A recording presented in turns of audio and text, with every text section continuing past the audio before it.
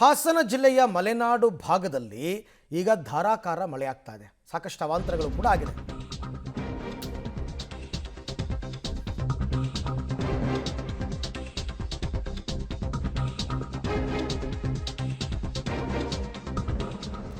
ಬಿರುಗಾಳಿ ಸಹಿತ ಮಳೆ ಹಾಸನದ ಮಲೆನಾಡು ಭಾಗದಲ್ಲಿ. ಹಾಗಾಗಿ ಕೆಲವು ಕಡೆ ರಸ್ತೆಗೆ ಮಣ್ಣು ಕುಸಿತಾ ಇದೆ.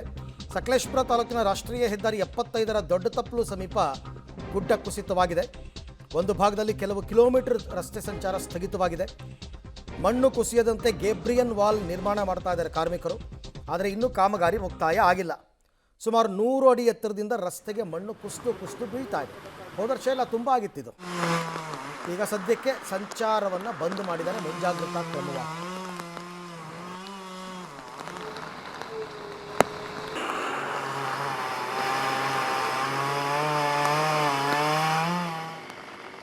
ಹಾಸನ ಜಿಲ್ಲೆಯಲ್ಲಿ ಸಂಪೂರ್ಣವಾಗಿ ಕೈಕೊಟ್ಟಿದ್ದಂತಹ ಮಳೆಯಿಂದಾಗಿ ರೈತರು ತತ್ತರಿಸಿ ಹೋದರು. ಈಗ ಹಾಸನ ಜಿಲ್ಲೆಯಲ್ಲಿ ಮುಂಗಾರು ಮಳೆ ಆರಂಭವಾಗಿದೆ. ನಿನ್ನೆಯಿಂದಲೂ ಸಹ ಹಾಸನ ಜಿಲ್ಲೆಯ ಮಲೆನಾಡು ಭಾಗದಲ್ಲಿ ಸಾಕಷ್ಟು ಪ್ರಮಾಣದಲ್ಲಿ ಮಳೆ ಆಗ್ತದೆ. ಅದರಲ್ಲೂ ಬಿರುಗಾಳಿ ಸಹಿತ ಸುರಿತಾ ಇರತಕ್ಕಂತಹ ಮಳೆಯಿಂದಾಗಿ ಸಕಲೇಶಪುರ, ಆಲೂರು, ಬೇಲೂರು ಭಾಗದಲ್ಲಿ ಜನಜೀವನ ಅಸ್ತವ್ಯಸ್ತಗೊಂಡಿದೆ.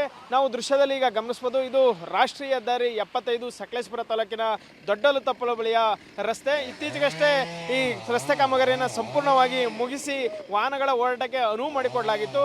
ಆದರೆ ಕಳೆದ ರಾತ್ರಿಯಿಂದ ಮಳೆ ಎಡೆಬಿಡದೆ ಸುರಿತಾ ಇರೋದ್ರಿಂದ ಮರಗಳು ಧರಾಶಾಯಿ ಆಗ್ತಾ ಇದೆ. ಅಲ್ಲದೆ ಕೆಲವು ಮರಗಳು ಎತ್ತರದಲ್ಲಿದ್ದು ಅವುಗಳನ್ನು ಸಹ ಮುಂಜಾಗ್ರತಾ ಕ್ರಮವಾಗಿ ನೆಲಕ್ಕೆ ಉರುಳಿಸಿ ತೆರವುಗೊಳಿಸಲಾಗ್ತಾ ಇದೆ. ಇದರಿಂದಾಗಿ ಒಂದು ಭಾಗದ ರಸ್ತೆ ಸಂಪರ್ಕವನ್ನು ಸಂಪೂರ್ಣವಾಗಿ ಸ್ಥಗಿತಗೊಳಿಸಲಾಗಿದೆ. ಯಾಕೆಂದರೆ ನಿನ್ನೆ ರಾತ್ರಿ ಮಣ್ಣು ಸಹ ಕುಸಿದು ರಸ್ತೆಗೆ ಬಂದಿತ್ತು. ಹೀಗಾಗಿ ವಾಹನಗಳ ಓಡಾಟಕ್ಕೆ ತೊಂದರೆ ಉಂಟಾಗಿತ್ತು.